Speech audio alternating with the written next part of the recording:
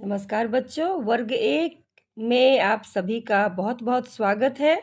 पाठ 18 लेकर आई हूँ मैं, मित्रता।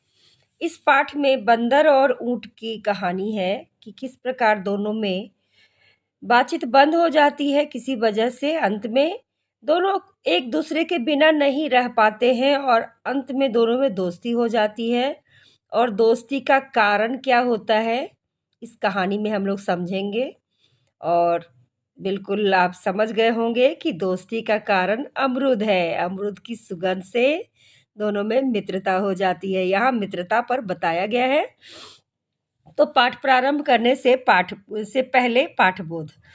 तो यह पाठ बंदर एवं ऊंट के मित्रता के बारे में बताया गया है ना, कि ये कैसे एक दूसरे से लगाव रखते थे। चलिए हम लोग कहानी पढ़ते हैं। एक ऊंट और बंदर में अच्छी दोस्ती थी। थोड़े दिनों बाद किसी बात पर इनमें झगड़ा हो गया। दोनों अब एक दूसरे से बोलते नहीं थे। दोनों एक दूसरे को बहुत याद करते थे। एक दिन बंदर तालाब के किनारे एक पेड़ के पास बैठा था। उसे उस पार के अमरूद के पेड़ों की महक आई, यानी पेड़ पर जो अमरूद लगे थे उनकी महक आई। बंदर ने झगड़े की बात भूलकर ऊंट से कहा, भाई ऊंट, क्या तुम मुझे तालाब के उस पार छोड़ाओगे? क्यों नहीं मित्र, यह तो बहुत छोटी सी बात है। किसने कहा? ऊंट ने कहा। और किससे कहा? बंदर से कहा। यह तो छोटी सी बात है, ऊंट ने कहा, बंदर से कहा। ऊंट ने कहा। ऊंट ने झट अपनी पीठ पर बंदर को बैठाया और तालाब के पार बाग में जा पहुंचे। अब देखिए किस तरह से तालाब में पार कर रहे हैं। ऊंट बैठा लिया है बंदर को, और बंदर किस तरह से अमरूद तोड़ तोड़ कर खा रहा है खुद भी, और ऊंट को भी खिला रहा है। तो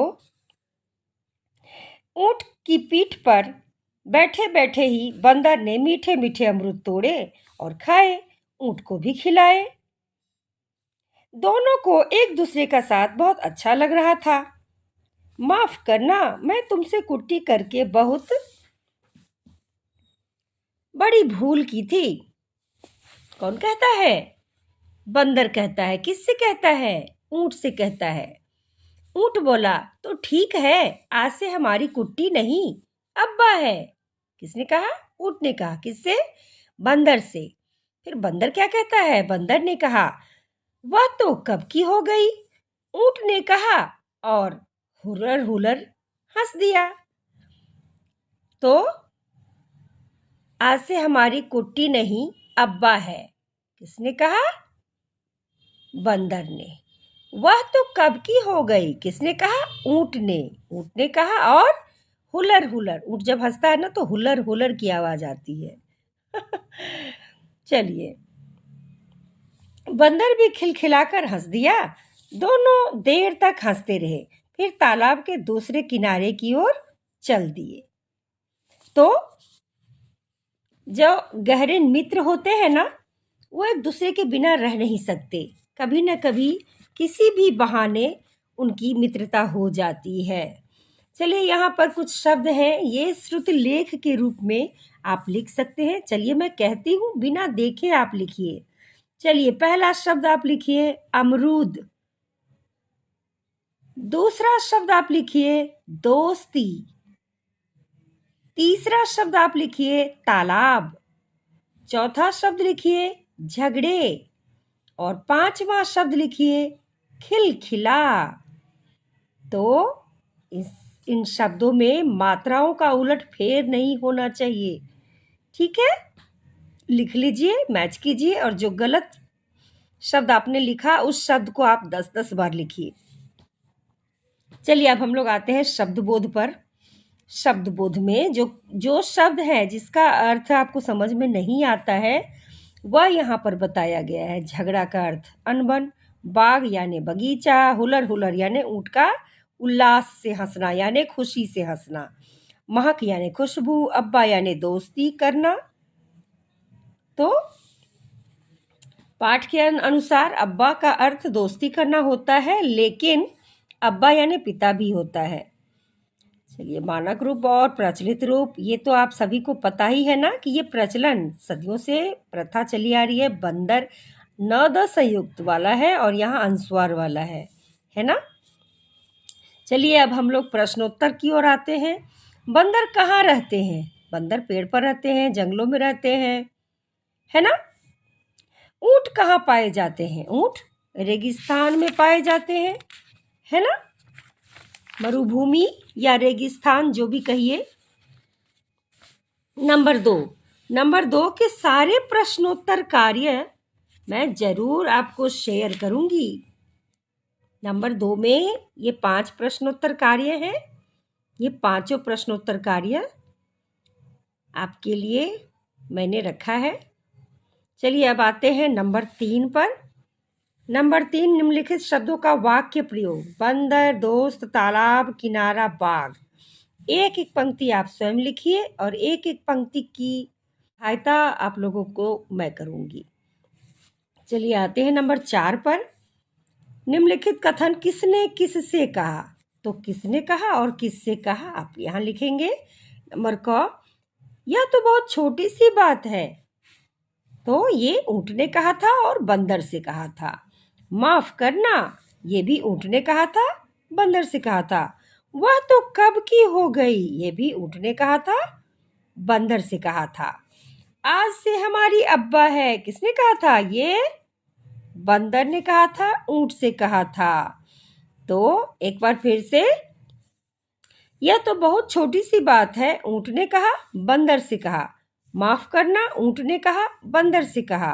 वह तो कब की हो गई, ऊंट ने कहा, बंदर से कहा। तो ये तीनों ऊंट ने बंदर से कहा और ये चौथा अंत वाला बंदर ने ऊंट से कहा। आज से हमारी अब्बा है। चलिए, अब हम लोग आगे बढ़ते हैं। योग्यता विस्तार मित्र पर, अपने मित्र पर 2 वाक्य। चलिए, मैं अपने मित्र पर 2 वाक्य बताती हूँ। मेरी प्यारी सहेली है, उसका नाम प्रिया है। चलिए, 2 वाक्य हो गया और 2 वाक्य आप लिखिए। चलिए, अब हम लोग आते हैं नंबर 2 पर। यहाँ ये है वर्ग पहेली। पशु पक्षियों के नाम छिपे हैं, इन्हें ढूंढना है और आपको लिखना है, ठीक है। तो यहाँ पर ये पशु पक्षियों का नाम है जिसे आपको ढूंढना है और लिखना है। तो मैंने इस तरह से अलग अलग रंगों से घेरा है, आपको भी इसी प्रकार घेरना है और जिन जिन शब्दों अक्षरों को आपने सर्कल किया है, घेरा लगाया है, उन अक्षरों को आपको लिखना है। तो सबसे पहले है मोर, है ना, तो आप लिखेंगे मोर। फिर है सिंह, तो आप लिखेंगे सिंह। फिर है मुर्गा, तो आप लिखेंगे मुर्गा। फिर है बतख, तो आप लिखेंगे बतख। फिर है कोयल, तो आप लिखेंगे कोयल। 5 शब्द आपने लिख लिया यहाँ। अब 5 शब्द जो बचे हैं वो आप यहाँ लिखेंगे। तो सबसे पहले है गाय, तो यहाँ लिखेंगे गाय। फिर है तोता, तो यहाँ लिखेंगे तोता। फिर यहाँ है कबूतर, तो आप लिखेंगे नंबर 3 कबूतर। फिर है लंगूर, तो नंबर 4 पर आप लिखेंगे लंगूर। और अंत में है हाथी, तो आप लिखेंगे यहाँ हाथी। तो ये आपका पुस्तक कार्य हो जाएगा। और इस तरह का बॉक्स बना हुआ है, तो इस तरह का बॉक्स को आप अलग अलग रंगों से ऐसे घेरा लगाएंगे ना, तो आप शब्द भी पढ़ पाएंगे और दिखने में भी सुंदर लगेगा। चलिए, अब हम लोग आते हैं आगे है बहुविकल्पीय प्रश्न। तो यहाँ पर नंबर 1 है, यहाँ सही विकल्प आपको चुनना है, ठीक है। क में है बंदर का पर्यायवाची यानी समान अर्थ वाला शब्द। पर्यायवाची यानी समान अर्थ, बंदर को और किस नाम से हम जानते हैं? तो बंदर को लंगूर अलग प्रजाति है, बंदर की तरह ये अलग प्रजाति है और दिखता है बंदर की तरह, लगता है बंदर की तरह, लेकिन ये गाढ़ा काला होता है, काला इसका रंग काला होता है, इसकी पूंछ बहुत लंबी होती है। और करकट ये भी नहीं होगा, तो यहाँ पर कपी में आप सही का निशान लगाएंगे। नंबर ख, ऊंट का लिंग यानी कि स्त्रीलिंग है या पुल्लिंग है, तो ऊंट पुल्लिंग है और ऊंट का स्त्रीलिंग ऊंटनी हम बोलेंगे, है ना। तो ऊंट जो है सो पुल्लिंग शब्द है। नंबर ग, तालाब का बहुवचन, तो तालाब को हम तालाबें भी कहेंगे और तालाबों भी कहेंगे। ठीक है, ये दोनों सही है, दोनों में से कोई भी ऑप्शन आप चुनेंगे दोनों सही होगा। तालाब आए ये गलत है, ठीक है, ये बिल्कुल नहीं चुनेंगे, ये गलत है। नंबर घ, शुद्ध शब्द है क्या, तो ये अशुद्ध है, ये है आमरूद, है ना, और ये है अमरुद, तो ये शुद्ध शब्द है। और ये अमारूद है, तो ये भी अशुद्ध है, तो नंबर ब सही है, अमरुद। ठीक है, चलिए अब हम लोग बढ़ते हैं अगले पन्ने पर। अगला पन्ना नंबर 2, उल्टे अर्थ वाले शब्द। मीठे का उल्टा क्या होगा, उल्टे अर्थ वाले शब्द यानी विलोम शब्द, तो मीठे का खट्टे, खट्टे मीठे, है ना। मित्र शत्रु, बड़ी छोटी, हंसना रोना। नंबर 3, निम्न शब्दों में से सही शब्द छांट कर लिखिए, तो इधर के सारे शब्द अशुद्ध हैं और इन सारे शब्दों को नहीं लिखना है, और इधर वाले सारे शब्द शुद्ध हैं, तो इन शब्दों को एक बार फिर आपको लिखना है। ठीक है, अब नंबर 4 में है, दिए गए शब्दों को खाली स्थान पर लिखकर वाक्य पूरे कीजिए।